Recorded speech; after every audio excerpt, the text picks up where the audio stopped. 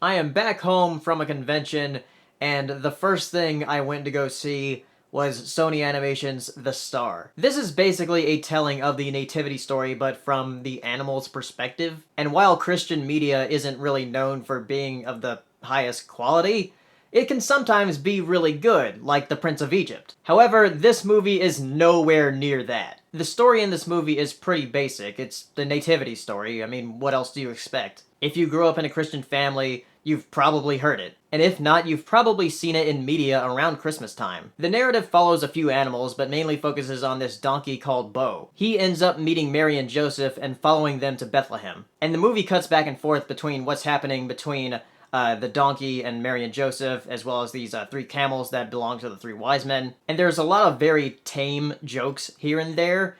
There's nothing outwardly really ridiculous like in the Emoji Movie. This is definitely a step up from the Emoji Movie, but it's really nothing special. It feels like the kind of movie you would see come on TV around Christmas time. Something that's not that great if it was in theaters, but it's about average for a TV movie. It sort of blends in with every other telling of the Nativity Story. I'm not really religious myself, so I don't feel much of a connection to it, but the audience I saw it with seemed kind of alright with the movie. There were definitely a lot more kids than usual in an animated movie, and I found that kind of weird. Not that it's weird that there are kids in an animated movie, that makes a ton of sense, but there were a lot more than usual. I'm talking about like kids under a certain age range. The animation of the movie itself isn't really anything to be impressed by. I actually think it looks kinda worse than the Emoji Movie, as far as their detail goes with Sony Animation. Though the humans look alright, they kinda reminded me of what the humans looked like in Rio. Because for some reason, I thought this was a Blue Sky movie when going into it,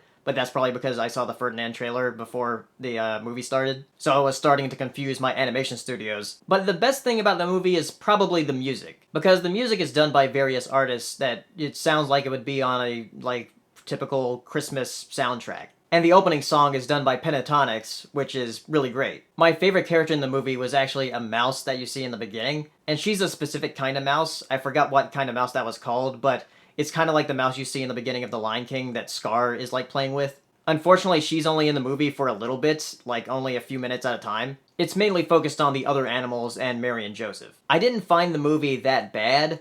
It's just not very entertaining. It's really mediocre, and I would just rather be watching something else. If you're a Christian or you like the Nativity Story and you really like that aspect of Christmas, then maybe you'll like it a little bit more than me. But for me, it was just bland. So if you've seen The Star, tell me down in the comments, and I'll see you next time. Bye.